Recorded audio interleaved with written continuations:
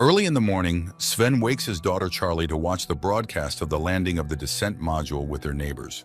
The module is returning their wife Paula from the International Space Station.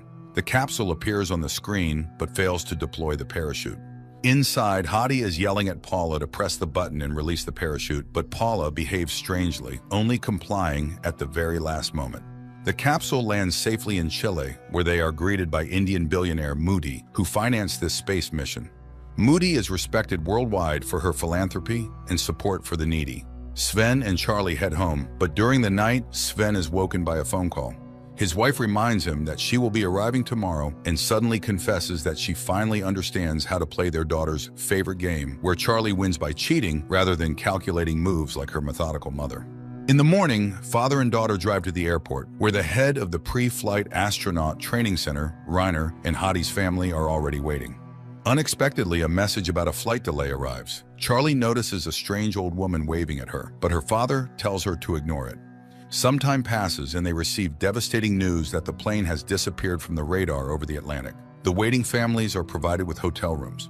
While putting his daughter to bed, Sven reads to her about a message sent into space describing humanity, the planet, and including a map of the solar system to help aliens find Earth. But so far, humanity has received no response. In the morning, people are informed that search teams have found wreckage in the sea, but no one knows what happened yet. Sven takes his daughter and prepares to leave for home, but they are stopped by Moody's assistant Nora, who sympathizes with the family. She gives Charlie a souvenir from Moody with a note saying that death is only the beginning, puzzling the girl. At night, Sven goes through Charlie's notebook, where she had written down all her conversations with her mother. Paula had shown her the place where the station's orbit lies before leaving, and they could communicate using a radio transmitter and channels that had long been unused. The story shifts back to the past, where Paula explains to the astronauts that their mission was funded by Moody, who wants to find a cure for death. Paula hopes that the experiment with cells will help stop their dying. In the present, Sven suddenly receives a voice message from Paula, reminding him of their date on St. Nicholas Day and asking him not to argue with Charlie. Confused, Sven remembers they met on a different day and he never argues with his daughter. He rewatches the footage of the capsule's landing and notices that the time on Hadi's watch differs from the overall time, meaning it was not a live broadcast as the media claimed. Sven calls Reiner, but he cannot explain anything. In the morning, Sven is woken by the sound of the TV and realizes that Charlie knows everything. Detectives arrive at his house, asking him to listen to the final recording from the plane. It turns out that Paula and Hadi were in the cockpit sending strange messages. But why and how did they get there? The story returns to the past on the station. Paula hears a clear child's voice in her headphones repeatedly saying, "Hello." She wakes Hadi and lets him listen to the signal, but he asks her to keep it a secret for now. Later, they try unsuccessfully to catch the signal again. Suddenly, Paula sees something moving under her skin, but hides it from the others. Paula decides to tell the other astronauts about the signal and even tries to play the recording, but the tape is blank. Hadi jokes about it and asks about her well-being, reminding her that she had mental health issues in the past. He tries to convince her that there was no signal and advises her to rest. In the present, Sven goes to Hadi's wife, worried that Paula's episodes might have returned and caused the plane crash, but she wonders how Paula was even allowed to fly if she had such issues. Back on the station, Paula sees movement under her skin and cuts her arm. The pain sobers her, and she realizes it was all an illusion. Sven searches the apartment and finds a large number of pills, realizing that Paula wasn't taking her medication, making the psychosis theory plausible. In the morning, journalists and families of the deceased gather outside Sven's house, accusing him of being an accomplice to his terrorist wife. Charlie sees the strange old woman from the airport again among the crowd. Sven tries to chase people off his property, but gets insulted, accused of their loved ones' deaths. In the past, Paula contacts Moody about the signal. She is sure it was real and feels guilty for hiding her illness, potentially endangering others. Moody calms her down and gives her advice on dealing with the visions. In the present, Sven remembers how Paula gave him her medical history and let him decide her fate. She could fly and fulfill her mission, or stay and wither away without her beloved work. Sven burns the hospital documents. The noise outside fades, and Sven sees Nora trying to convince the crowd to leave. She is doused with red paint and called a murderer. Sven brings her inside. Shaken, Nora admits the people are right. She gives Sven a signal keychain to contact Moody instantly wherever he is. Sven escorts Nora out, hearing Charlie scream from the house. He runs to her, and she says Paula just contacted her. Angry, he takes the radio transmitter from her, fearing for her sanity. At that moment, Rainer calls, also suspecting a cover-up, but the call is cut off. Sven takes Charlie to Hadi's wife and rushes to Rainer's house. Back on the station, Paula sees a bug on her arm, but manages to overcome the vision. Then she notices numbers under the bandage and realizes she was writing coordinates of the place where aliens would land. In the present, Sven arrives at Rainer's house but doesn't find the old man. Instead, he discovers a folder revealing that Paula seems to have found an extraterrestrial object heading to Earth. Back on the station, Paula sees Hadi listening to the tape with her signal but manages to leave before he notices her. In the present, Sven returns to get Charlie, but she has sneaked away from Hadi's house. He returns home, files a police report, and then reviews Charlie's belongings, finding a notebook with the name of the place where her mother supposedly waits for her. Meanwhile, Charlie reaches a remote farm and falls into someone's hands. Sven packs up, but detectives stop him on his way out. On the station, Paula suddenly asks her husband about the fox and hare game. He laughs at her, knowing she is smart and calculating, but cannot cheat, which is why she loses. To win, one must look into the future. In the present, Sven questions the detectives about the oddities following the capsule's landing and shows them Rainer's folder. Back on the station, Paula causes a small accident, and while the others deal with it, she catches the signal again, learning the time and coordinates of the alien landing site. In the present, Sven deceives the detective and heads to the right place. Back on the station, Paula tells Moody everything, but she advises keeping it a secret as the world might not be ready for such a meeting. Meanwhile, Sven reaches the house where he finds the strange old woman. She quickly finds a beacon in his car and sends it away on a pigeon's leg before leading him to Charlie. The woman had been communicating with the girl via radio, pretending to be her mother. At that time, search services find the black box and broadcast the recordings of the passengers and crew's final minutes. Through the screams, Paula's voice emerges, asking Sven to listen to Charlie because he won't cope alone. It becomes clear she is not to blame for the crash. The old woman shows them the signal recording Paula found. She has been an amateur radio enthusiast, listening to old communication channels, hoping to find something interesting. Sven shows her Rainer's folder. At this time, the detectives discuss everything they have heard from Sven and follow up on Rainer's calls. They discover that, despite airport staff claims that the flight was delayed by 24 minutes, it actually departed on time. Meanwhile, Sven listens to his wife's messages and realizes that Paula was asking him to make her discovery public. Just then, they see the returning pigeon with the bug and understand they need to flee.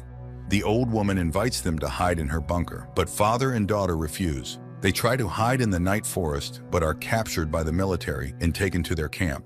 In the past, on the station, Paula confesses to her partner that she knows about his actions.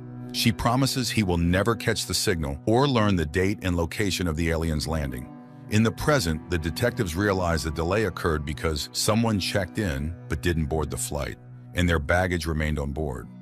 Learning the name of this passenger, the detectives rush to find Sven, but at that moment, his phone is confiscated and the detectives cannot warn him. Later, their car is rammed by another vehicle, halting their search. Sven and Charlie are brought into a large tent where they are greeted by Rainer. In the past, on the station, Hadi asks Paula for the coordinates, and when she refuses, he locks her in a compartment and cuts off the oxygen supply. In the present, Rainer laughs at Sven's naivety. If the government has decided to act, nothing will deter them. The military will definitely destroy any alien ship without investigating their intentions simply because the rulers fear the unknown. An alert sounds, and Sven and Charlie run outside. In the past, Paula gives the coordinates and time of arrival, and Hadi releases her from the compartment. But it turns out she had activated the communication, and her message was sent to Earth. In the present, Sven and Charlie witness the bombing of the supposed landing site and watch in horror as a massive mushroom cloud rises over the Earth. In the past, during the landing, Hadi asks for forgiveness and confesses that he is just a pawn in the game of the powerful. In the present, the military releases Rainer, Sven, and Charlie as everything has already happened, and the secret is no longer. The pair returns home. The news on TV reports protests worldwide, but the deed is done, and nothing can change it. At night, while putting Charlie to bed, Sven suddenly notices a mark on her arm. In the past, Moody meets Paula at the landing site and admits that the decision to destroy the alien ship has already been made. Even she cannot do anything about it. Paula then confesses she gave false coordinates. In the present, the news reports that there was no object at all. The military bombed an empty area. Sven asks his daughter to show her arm and realizes these are the real coordinates. On the day of the landing, Paula confessed to Moody that the true coordinates are in family hands and hopes to reveal the truth to the world with the billionaire's help. In the present, Sven and Charlie realize the military will come for them as soon as they learn the truth and start to flee. A neighbor helps them escape and gives them her car. But just when it seems they have escaped, a huge truck catches up with their car and drives it into a ditch. Sven regains consciousness but lacks the strength to get out. He then remembers the signal button, presses it, and loses consciousness. Later, they wake up in Moody's house. Over dinner, the billionaire admits she loved their mother very much, as Paula was exceptionally smart. Moody hopes the arrival of the aliens will turn the course of world history for the better and does not want to miss the chance. Charlie then shows her the real coordinates. The story shifts to the landing day. Paula answers journalist questions while keeping an eye on Moody, Nora, and Hadi. She suddenly asks, if Hadi is a pawn, who is the queen? In the present, Moody, Nora, Sven, and Charlie fly to the supposed landing site by helicopter when Sven receives a message saying Moody's hands are stained with blood. He forwards it to Nora, who immediately informs Moody that Sven knows who blew up the plane. The billionaire apologizes but does not regret her decision. She could not allow the secret to be revealed because she wants to go down in history herself.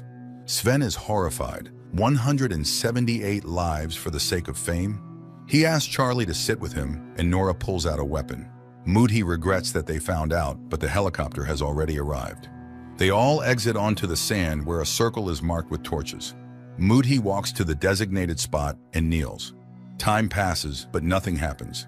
Sven recalls his last conversation with Paula about the game. Paula planned everything 2 steps ahead, which is why she won. In the past, on the flight, Hadi apologizes again and gives Paula a gift from Moody. When she opens the box, she finds a note saying that death is just the beginning. Hadi has the same. They look at each other and understand everything immediately. Moody also realizes she has been deceived and asks Charlie to show her arm. Confirming the inscription, she takes a gun and shoots Sven in the leg. The girl screams, not knowing any other coordinates. Sven suddenly starts laughing. Paula outwitted everyone. There are no aliens and never will be. Moody killed almost 200 people for nothing. Moody orders everyone to board the helicopter, but instructs Nora to kill Sven and Charlie first. For the first time, Nora dares to protest, saying it's an unjustified cruelty. Seeing her mistress's unwavering look, she takes the weapon. Moody hears gunshots as she leaves. During the crash, Paula repeatedly says that Sven and Charlie need each other. Alone, they will fail. In the present, Nora asks the pair to stay down until Moody leaves and then departs, leaving them unharmed. Later, Sven recalls Paula's last words. Yes, Charlie knew the coordinates, but he received the correct time, which his wife encoded in the message. 3 months pass. One day, the news reports Moody's arrest for organizing the plane explosion. Nora helped capture her, having confessed everything and cooperating with the investigation. The pair heads to the supposed landing site, and soon a structure crashes nearby, revealed to be the probe humans sent into space long ago.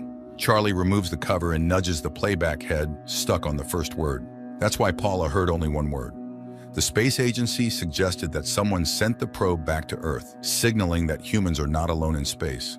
Standing by Voyager, Sven and Charlie suddenly see Paula reaching out to them, as if saying her sacrifice was not in vain, hoping it would inspire governments to cooperate and explore space for the benefit of humanity as a whole, rather than for limited personal gains.